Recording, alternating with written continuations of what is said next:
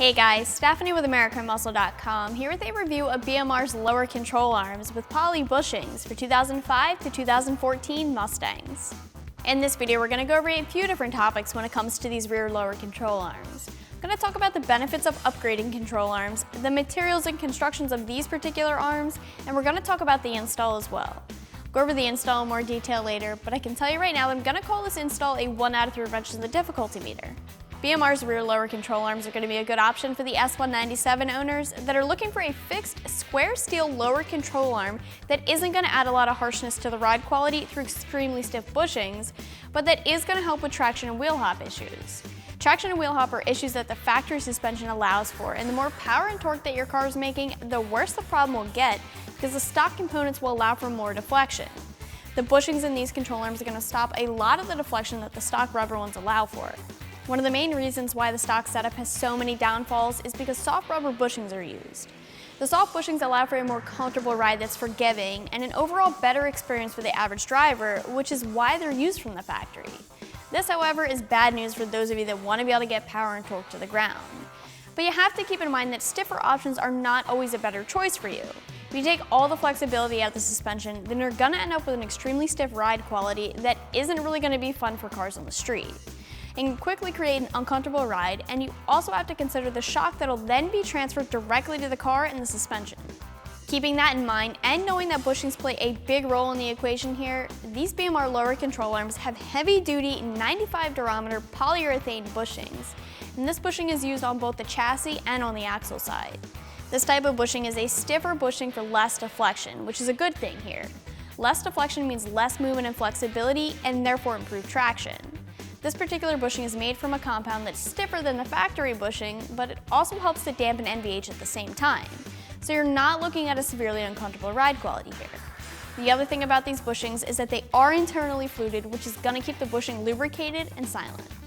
Your other option instead of poly bushings like these ones here is to go with spherical bearings, and BMR does have a set of fixed lowers that come with this setup if you think those are more in line with what you're looking for. The spherical bearings are going to be at the top of the chart when it comes to stiff bushings. They'll allow for the least amount of deflection because they connect the suspension solidly to the chassis, but the trade-off is more NVH, so a harsher ride quality. The bearings can absorb shock like bushings can, so the shock is then transferred directly to the suspension and chassis. Getting back to these control arms here, these are a box steel design that's heavy duty and MIG-welded for strength. These arms are going to be a lot more rigid and offer more support than the factory stamped steel arm does, so a definite upgrade for sure. They're also 5 pounds lighter than the stock arms are.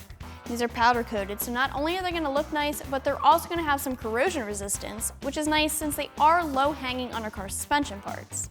In case you guys were shopping around, you may have noticed that BMR offers another set of fixed lower control arms with poly bushings with a lot of similar features, but at a different price. These offers are slightly different though. The lower control arms that I have here with me are MIG-welded, while the others are TIG-welded, and the arms are slightly different in size as well. These ones are 1.25 by 2 inches, while the other option is 1 inch by 2 inch.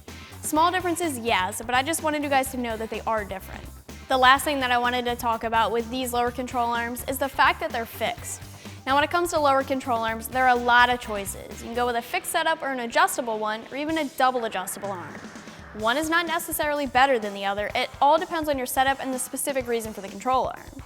Generally speaking, a fixed lower control arm isn't a bad option at all. Where you're really going to want the adjustable arms is in the upper control arms. But adjustable lowers are good for lowered cars because you have more room for adjustment there. But to retain the factory geometry with these arms, just make sure that the offset end of the arm is installed on the axle side with the offset portion of the bushing facing towards the rear diff. The other thing to keep in mind here is that these lower control arms will help performance-wise with things like better traction, better hooking, and better handling, but they are only one component of a handful of other pieces that all work together. If you're really looking to improve things in the rear, there are a handful of other components that you should look into as well, like an adjustable upper control arm setup, a panhard bar, relocation brackets, just to name a few things. These are still a good step towards eliminating the wheel hop and getting the rear more stable, allowing for harder launches and keeping the suspension more consistent no matter what you're doing with your car. As far as price, these control arms are going to cost a little over $100. Fixed lower control arms range anywhere in price from $105 to $400 depending on brand and bushing setup, so you have a lot of options there. The spherical bearing option from BMR that I mentioned earlier are going to cost more. They'll be about $200.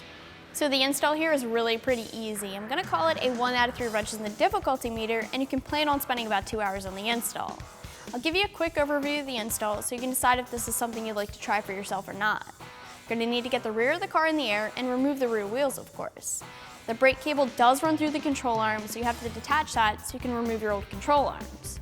One thing to note here is that poly bushings can be noisy if they're not properly greased, so you're going to want to make sure that you really grease these before installing and after they're on your car. Once you grease the new control arm bushing, you're ready to install. You're going to want to make sure that the narrow end is forward for the geometry reason that I mentioned earlier. And just a side note, if you're using jack stands, torquing the arms down to spec might be a little difficult because it can be hard to get the amount of leverage that you need for 130 foot-pounds. The process is the same for both sides of the car.